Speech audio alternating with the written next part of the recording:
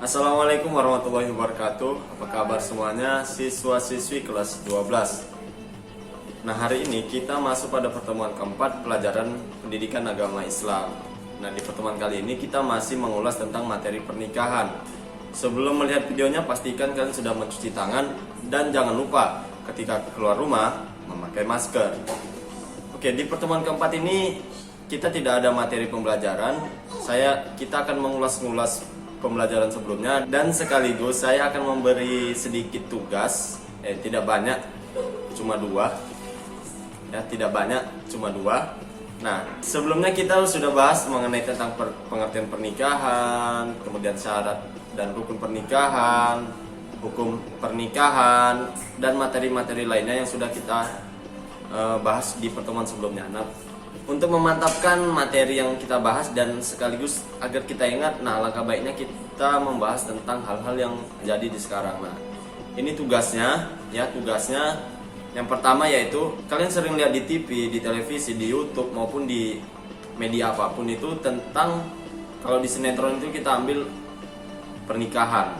Ada di suatu adegan aktor tersebut melaksanakan pernikahan.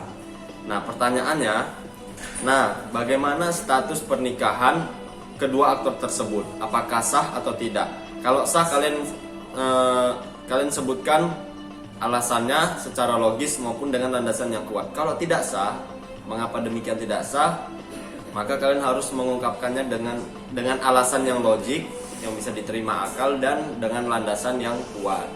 Soal yang kedua yaitu, jika ada anak yang ingin menikah sementara anak tersebut itu lahir di luar pernikahan, orang tuanya menikah ketika dia sudah lahir.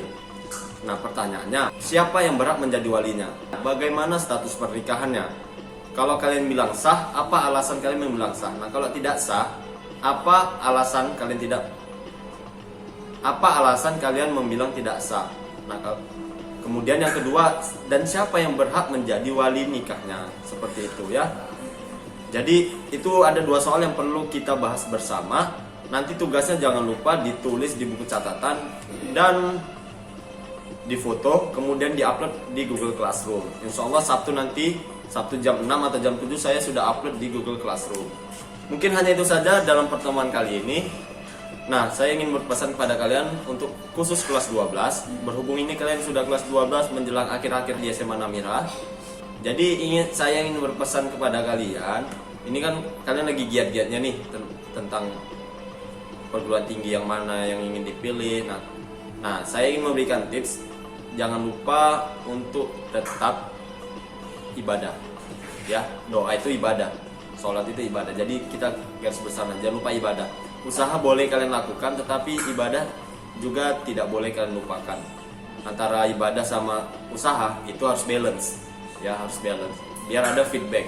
Oke. Feedback itu apa? Hasil yang akan kalian terima insya Allah memuaskan. Kemudian banyak amalan-amalan sunnah yang bisa kalian lakukan, seperti sholat duha, seperti sholat tahajud. Pertanyaannya gini, saya nggak ingin ada orang anggapan itu kenapa rajinnya itu suka di akhir-akhir kelas 12 saja gitu.